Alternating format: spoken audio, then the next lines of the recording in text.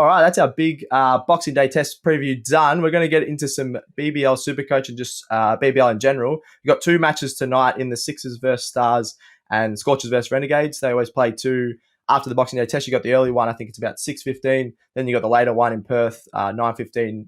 That's Australian Eastern Time. So let's get into the Sixers versus Stars. We'll go to a bit of SuperCoach. I don't know how you're going in SuperCoach, Jim, but who's your SuperCoach? It's not great. It's not great, Stats guy. It's not going awesome. I'll tell you. It's a bit of a mess. It's a bit of a mess. Really? My SuperCoach team, I don't know, just like the rolling rounds and stuff. It's confusing. Life gets in the way sometimes. I'm like, how did I miss it? They weren't playing this week. Whoops. Oh, that's all right. You can make up for it good tonight. Yeah. Who would you be having for your SuperCoach? Must have Sixers versus Stars first game. Well, for the Stars, I'm just like diving right back into the Maxi trough, right? Why not? It's like simple as that. It's like if he's healthy, you play him. And so I think Maxi, everybody sort of jumped off last week as the rumors of his injury sort of abound. Yeah. And what is he priced at? It's like 130 or something, I think, for this week. Really cheap. Yeah. It's like just wildly cheap for who, a bloke who could basically be the best player in the comp, really. Yeah. If he gets on a bit of a tear. And this is the thing. Like, they're playing the Stars. Like, let's go. He should absolutely smash it. No, he is the Stars. He's the Stars. Playing the Sixers. Stars. Yes. So they're playing the Sixers. He can beat anyone. Yeah. And he should absolutely tear this up. So I'm all over Maxi for this.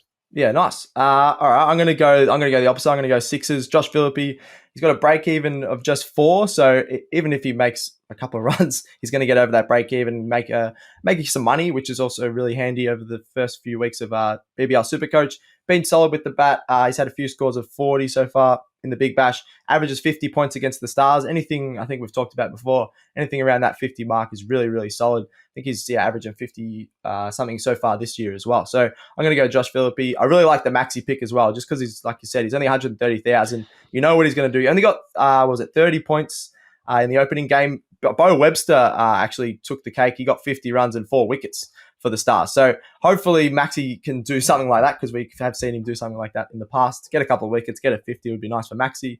And then Phillippe as well. I think he's going to take a few catches. The Stars have been absolutely dreadful. They're the worst team by far, the Stars. So I think Phillippe is going to absolutely cash in and tear up the Stars. That actually gets into my prediction of the Sixers are going to win this very, very comfortably.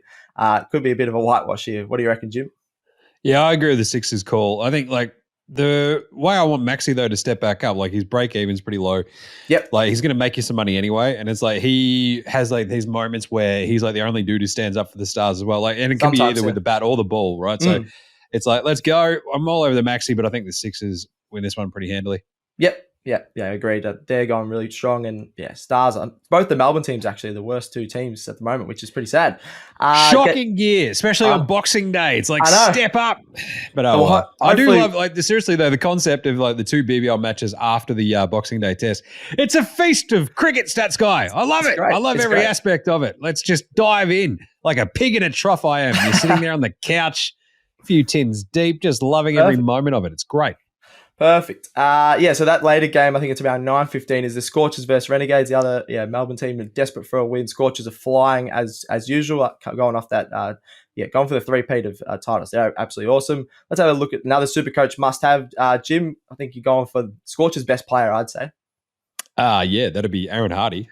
Brad Hardie, as we call him around the Brad office. Hardie, I like it.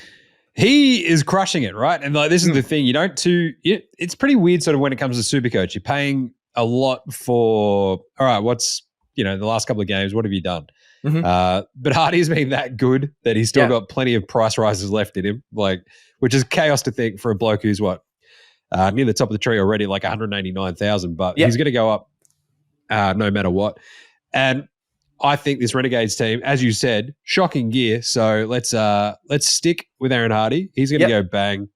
And I think he's the sort of dude where you can ride it for a little bit too. And if you just go, right, I don't like this sort of matchup, you can jump off, trade him out. But he's playing so well at the moment, it doesn't really matter. So I'm all over Hardie. Yeah, agreed. He's been absolutely awesome. He's not bowling as much this year, but because he's been making 50s with the bat, doesn't matter. He might get a wicket, and he's a really good fielder. They put him out on the boundary, and he's been getting some catches as well. So he's a triple threat there.